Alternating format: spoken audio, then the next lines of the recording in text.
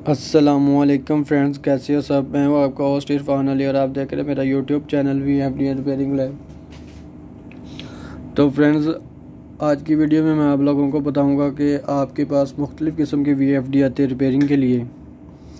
तो आप same fault को जो है वो कैसे ट्रेस आउट कर सकते हैं हर VFD में।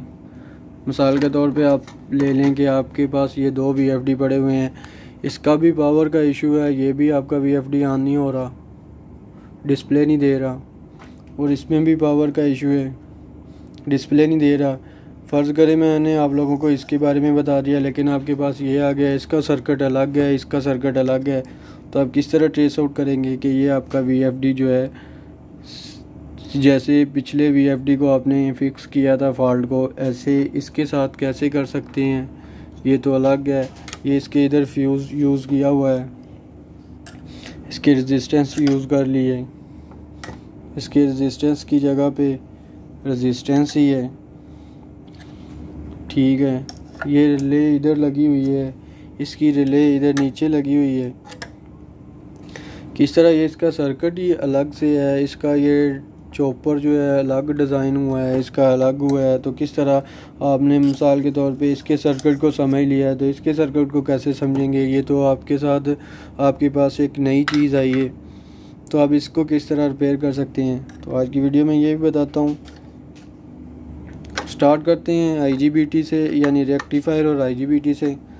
ये आपने सबसे पहले जो गौर फिक्र वाली चीज़ है आप लोगों के पास, यानी कि जिस चीज़ के ऊपर आपने फोकस करना है, वो ये मेन इनपुट सप्लाई सबसे पहले देखनी है। आपकी इनपुट सप्लाई आपको इसको VFD को मिल रही है। इसके ऊपर RST लिखा हुआ है, इसके ऊपर L1 L2 L3 लिखा हुआ है। अगर आपकी यहाँ पे सप्लाई आ रही है तो आपने, अगर आपके पास कंबाइन रेक्टिफायर लगा हुआ है तो आप IGBT की जो है वो मैनुअल जो डाटा शीट है वो निकाल लें और देखें आपकी DC सप्लाई कहाँ पे आ रही है। तो सबसे पहले आपने देखना है कि उसको DC सप्लाई मिल रही है। इसी तरह इसका भी आपने डाटा शीट निकालना है और इसके ऊपर देखना है कि DC सप्लाई कहाँ पे आ रही है और उसको DC सप्लाई मिल रही है। इसके ऊपर तो उसने मेंशन किया हुआ है, ये देखिए P और N, ये P1 और P जो है ये शॉर्ट होंगे आपस में, ठीक है। और इसकी DC सप्लाई ऊपर उसने मेंशन नहीं की हुई, लेकिन ये सर्किट से भी वैसे तो समझ आ रही है, लेकिन इसकी डायग्राम जो है आप निकाल के बाहर चेक कर लें कि इसकी DC सप्लाई कहाँ पे आ रही है। उसके बाद फिर फ़र्ज़ करें आपका इसके SMPS का सेक्शन ये वाला है, तो इसका SMPS का सेक्शन ये वाला है, ठीक है। इसके ऊपर पावर MOSFET ये लगी हुई है। पावर MOSFET का नंबर दिखा देता हूँ आप लोगों को।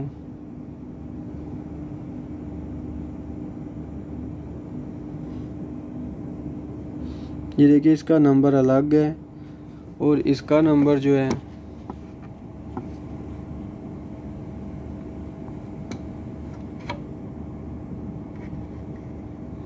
इसके ऊपर पावर MOSFET जो लगी हुई है वो K1413 की है। इसके ऊपर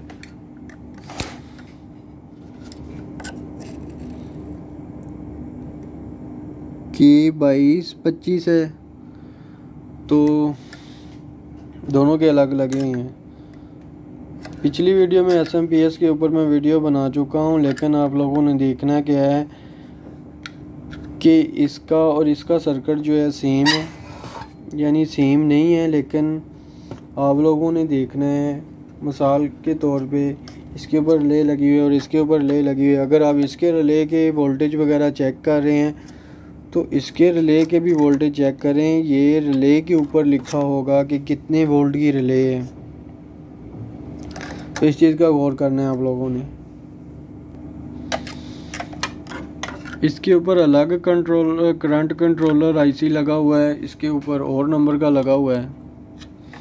ये चीज़ें काबिल गौर हैं आप लोगों के लिए, इन चीज़ों का ख्याल रखना है और आप हर तरह के VFD के जो है वो रिपेयर कर सकते हैं।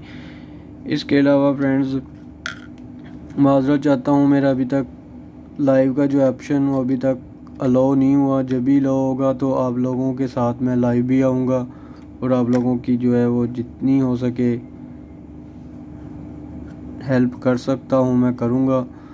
तो ये सिर्फ़ इतनी सी वीडियो थी, लेकिन ये इसका मकसद सिर्फ इस वीडियो का ये था आप लोगों को समझाने का कि आप किसी भी VFD को देख के आप लोगों ने घबराना नहीं है।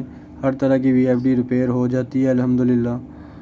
तो उम्मीद है आप लोगों को ये भी वीडियो पसंद आई होगी। तो मैं आप लोगों से लेता हूँ इजाज़त। तो अगर पसंद आए तो लाइक शेयर लाजमी किया करें फ्रेंड्स, और चैनल को लाजमी सब्सक्राइब किया करें, बेल आइकन को लाजमी प्रेस किया करें। तो उम्मीद है आप लोगों को वीडियो पसंद है। अल्लाह हाफिज़।